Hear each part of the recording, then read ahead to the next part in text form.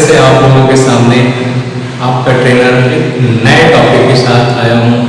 और आज जिस टॉपिक के बारे में हम डिस्कस करने वाले हैं ये हमारे पिछले टॉपिक से रिलेटेड है। जैसा कि आप लोग जानते हैं लास्ट टाइम हम लोगों ने पढ़ा था व्हाट इज इंटेलेक्चुअल प्रॉपर्टी और इंटेलेक्चुअल प्रॉपर्टी के राइट्स के टाइप्स के बारे में हमने पढ़ा था। तो आज भी उसे इंटेलेक्चुअल प्रॉपर्टी से रिलेटेड हमारा टॉपिक है। तो आइए हम जानते हैं आज जिस टॉपिक के बारे में हम डिस्कस करने वाले हैं maintain IPR of organisation and customer. तो यहाँ पर जो आईपीआर है, आईपीआर का फुल फॉर्म है इंटेलेक्चुअल प्रॉपर्टी राइट्स। तो आज जिसके बारे में हम डिस्कस करेंगे वो है maintain intellectual property rights of organisation and customer. तो जैसा कि हम लोग पहले भी जान चुके हैं कि इंटेलेक्चुअल प्रॉपर्टी एक ऐसी प्रॉपर्टी है जिसे देखा नहीं जा सकता और उस प्रॉपर्टी के कुछ राइट्स होते हैं, अधिकार होते हैं कि वो अपने एसेट्स को जैसे चाहेगा वैसे इस्तेमाल कर सकता है।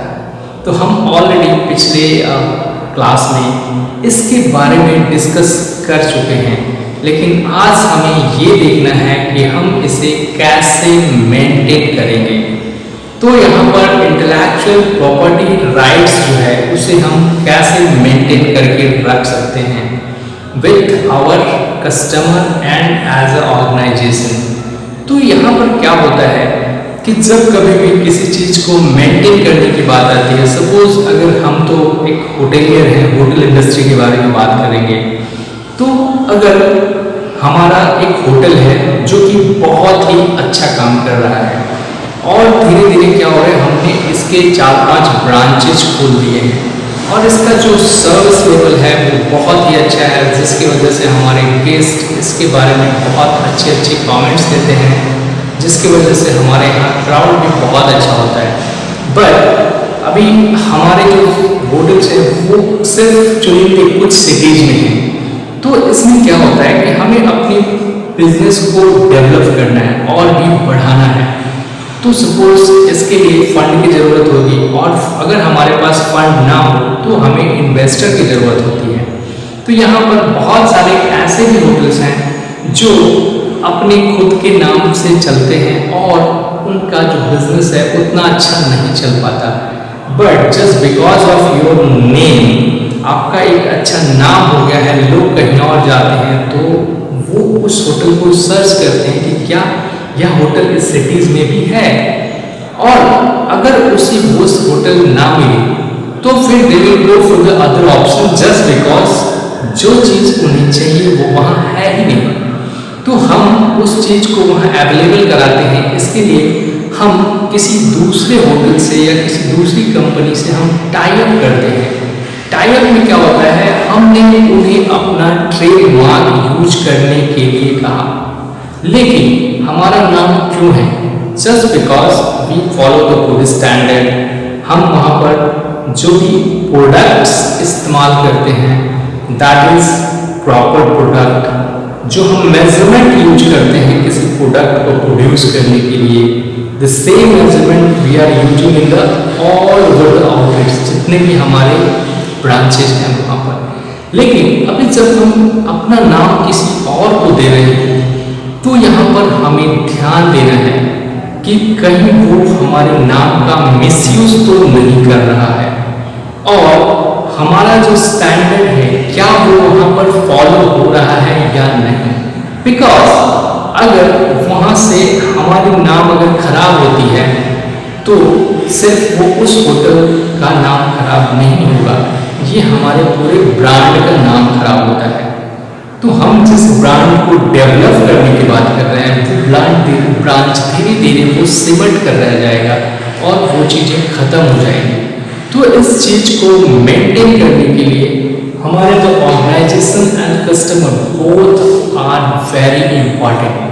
तो यहाँ पर कस्टमर्स जो उस चीज़ का यूज करते हैं and they give us the review of our brand, and the organisation जो वहाँ पर हमारे द्वारा सेट किया हुआ स्टैंडर्ड, हमारे द्वारा सेट किया हुआ quantity, quality and staff measurement, हर चीज को, the colour and the ambience, everything, menu standard, room service facilities, swimming pool facilities, all those things which we are using, जो हम अपने होटल्स में फॉलो करते हैं, ये सेम चीज़ों को हम वहाँ भी फॉलो कराएं। इसके लिए हमारी रैंडमली विजिट होनी चाहिए, ताकि हम अगर अपना नाम किसी को यूज करने के लिए दे रहे हैं, दैट इज इंटेलेक्चुअल प्रॉपर्टी।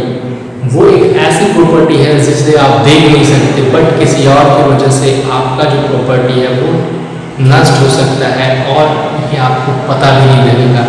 तो इसके लिए आप एक स्टैंडर्ड, एक मेजरमेंट सेट करते हैं, एक चेकलिस्ट सेट करते हैं, ताकि जिन्हें भी आपने अपने नाम का फ्रेंचाइजी दे रखा है, आप उनको टाइम टू टाइम चेक कर सकें कि आपके नाम का जो स्टैंडर्ड इस्तेमाल हो रहा है, they follow each and everything which you follow.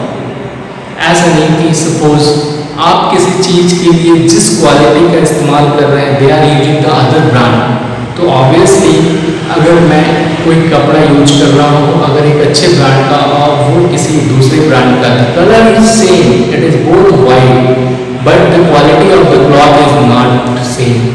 तो यहाँ पे क्या होगा, गेस्ट विल फील लाइक मतलब इनका स्टैंडर्ड अभी गिरता जा रहा है, and next time they will search for the other brand. तो इसमें हम we are losing our business, हम अपना बिजनेस लूज करते हैं। और ये जो ये IPR है, ये किसी भी बिजनेस को डेवलप करने के लिए बहुत ही इम्पॉर्टेंट है। और ये IPR का जो हमारा मेन यूजर्स है वो है ऑर्गेनाइजेशन एंड कस्टमर। एक ऑर्गेनाइजेशन जिसे हम IPR यूज करने के लिए देते हैं, और वो ऑर्गेनाइजेशन जहाँ पर कस्टमर्स उसको यूज करते हैं। तो ये दोनों ही हमारे लिए बहुत इम्पॉर्टेंट है, और इसको मेंटेन करना इट इज़ आवर रिस्पॉन्सिबिलिटी। तो मे बी हम इसके लिए एक टीम तैयार कर सकते हैं, जिसके थ्रू हमारा टाइम टू टाइम वेरिफिकेशन होता रहे कि whatever is the IPR, intellectual property rights, हम किसी को दे रहे हैं तो he is following the same standard, he is not misusing it। ये बहुत ही ज़्यादा इम्पॉर्टेंट है। तो आपको आई होप समझ में आया होगा कि how we can maintain IPR of organisation and customer. तो आप इस तरीके से एक चेकलिस्ट बना करके और एक शेड्यूल विजिट बना करके आप अपने IPR यूजर्स को अच्छे तरीके से आप जजमेंट कर सकते हैं, और according to your judgement you can continue with them और you can break the contract. I hope आपको ये समझ में आया होगा और आप IPR को आसानी से मेंटेन कर पाएंगे। Thank you very much.